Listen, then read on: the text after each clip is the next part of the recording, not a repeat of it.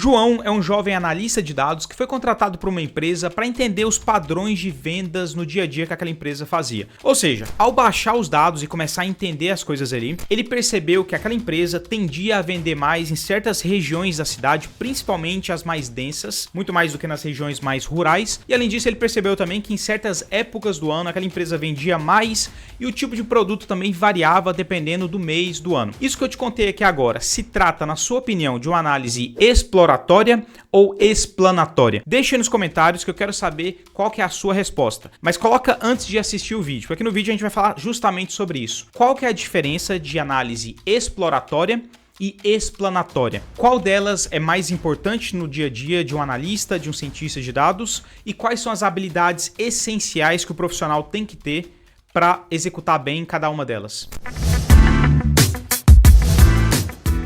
Se você chegou agora, se inscreva no canal que é de graça. E se você gostaria de ver algum assunto específico, deixa aí nos comentários que eu trarei com muito prazer. Meu nome é Danilo, se inscreva no canal e se inscreva também, siga lá no Instagram. Uma boa analogia para análise exploratória seria você ir lá para a praia procurar pérola dentro de conchas. Então imagina que você tem ali 100 conchas espalhadas na praia, você não sabe quais delas vão ter pérolas e quais não vão ter. Ou seja, você vai ter que ter muita paciência e começar a abrir uma por uma, talvez você entenda algum certo padrão dentre as conchas, quais vão trazer a pérola, quais não vão trazer, mas de certa forma você vai ter que explorar essas conchas uma por uma ali, ou esses padrões, e tentar buscar essas pérolas. As pérolas aqui representam os insights que você está trazendo desses dados, e as conchas representam os bancos de dados que você está explorando. Ou seja, a análise exploratória ela serve justamente para achar conexões entre as variáveis, achar certos comportamentos que você tem naqueles dados que estão ali. E por isso que existem métodos que vão te ajudar a fazer isso da melhor forma possível, principalmente se você trabalha com uma grande quantidade de dados. Já a análise explanatória, ela vem num passo seguinte. Depois que você encontrou essas pérolas dentro das conchas, vamos supor ali que dentro das 100 conchas você encontrou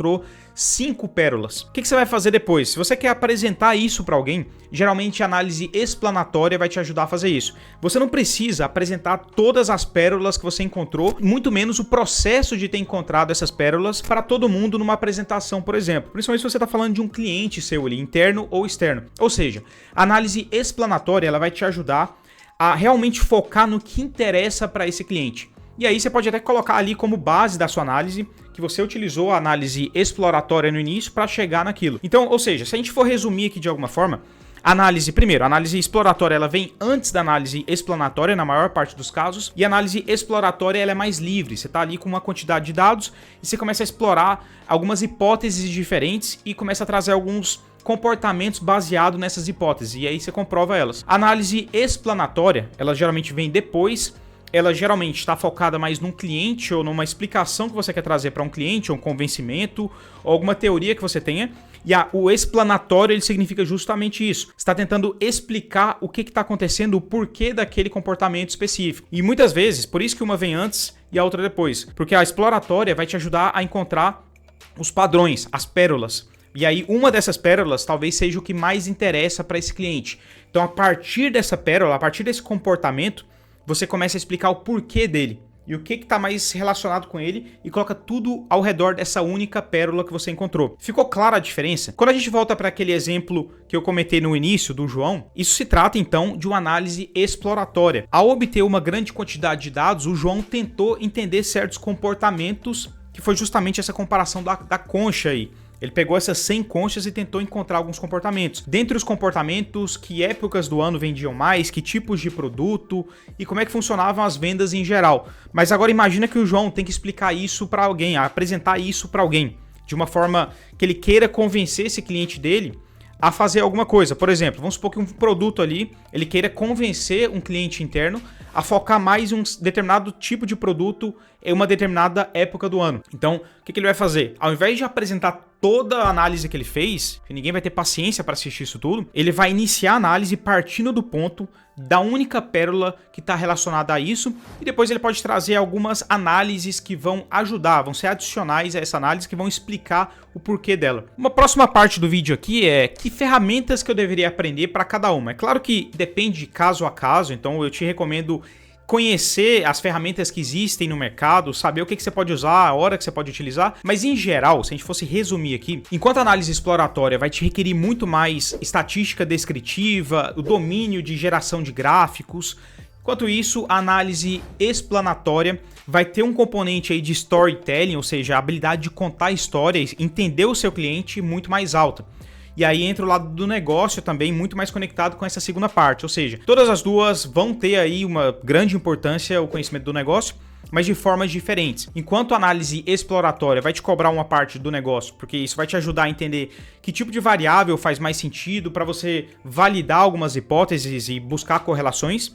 Enquanto isso, a segunda parte, a análise explanatória, vai te cobrar aí uma parte de conhecimento de negócio justamente por entender o seu cliente. Que tipo de conclusão ou ação você gostaria de extrair dessa análise que você está trazendo. Na análise explanatória, então, vai ser cobrada muito mais uma habilidade, saber contar uma boa história e ter uma linha de raciocínio que faça sentido conectada com o objetivo que você tem para aquele negócio específico. Sabendo então que a explanatória tem esse peso tão grande de apresentação, a gente pode inclusive dividir os tipos de apresentação em dois principais. Você tem geralmente aí uma apresentação onde você tem um maior controle, ou seja, vamos supor que você está numa sala apresentando aí para umas 5, 6 pessoas, então você tem condição ali de colocar um slide, apresentar o passo a passo, ou seja, você tem controle naquele diálogo, naquele fluxo que você está apresentando. E o outro caso mais extremo é quando você simplesmente manda a análise para a pessoa, ou seja, via e-mail. Então quando você manda um e-mail, você não tem controle sobre como que a pessoa, o ritmo ou que tipo de foco que a pessoa vai ter. Quando a gente olha por essa perspectiva, que é o que acontece geralmente no dia a dia de uma empresa, ou você manda